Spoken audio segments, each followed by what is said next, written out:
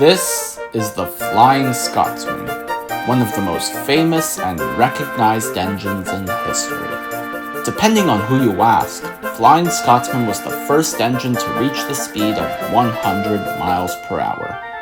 In 1968, the Reverend Wilbert Awdry published the book Enterprising Engines, which was the 23rd in the Railway series. Awdry made the Flying Scotsman a character in the book, where it is revealed that he is Gordon's brother. Britt Allcroft was going to bring Flying Scotsman into the Thomas TV series starting in Series 3, but only the tenders had been built due to budget constraints. However, in 1999, Flying Scotsman was made available in the Thomas Wooden Railway range. Scotsman would be available for another 4 years before being retired in 2003, although he was given a limited release in 2013 for whatever reason, and then in 2016 to promote his appearance in the Thomas special for that year, The Great Race. Flying Scotsman is a very sought-after item, which caused the prices for his wooden model to soar through the roof. I mean, $800 for Flying Scotsman? You in box, Mr. Squidward. You in box. But anyway, are these prices justified, or is Scotsman way too overhyped? Well, let's find out. Let's take a look at the engine. Right off the bat, we can see that he's a pretty solid model. He has a nice green paint color, which I think is really nice.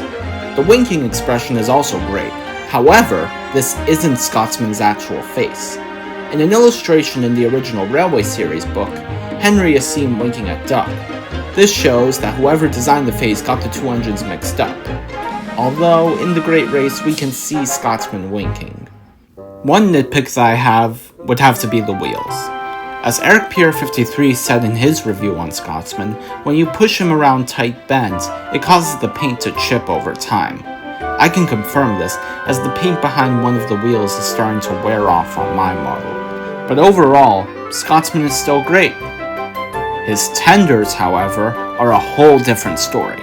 Let me just say that his tenders aren't bad. In fact, it's cool that they're longer and have 6 wheels, which represent the real-life Gresley Corridor tenders.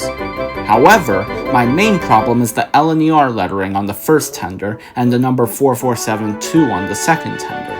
It's hard to see the text on the tenders without a closer look. There's no outline that makes the letters stand out, but the tenders don't take away from the fact that he's still a great model. In fact, when Scotsman's completely put together, he measures out to be 28 centimeters long, making him the longest individual character in the Thomas Wooden Railway. Flying Scotsman is a great character, and I would give his wooden model a 7.5 out of 10. If he wasn't extremely expensive, I'd give him a 9 out of 10, but he's still great. This is Sudrey and Ace Productions, saying goodbye, and thank you for watching.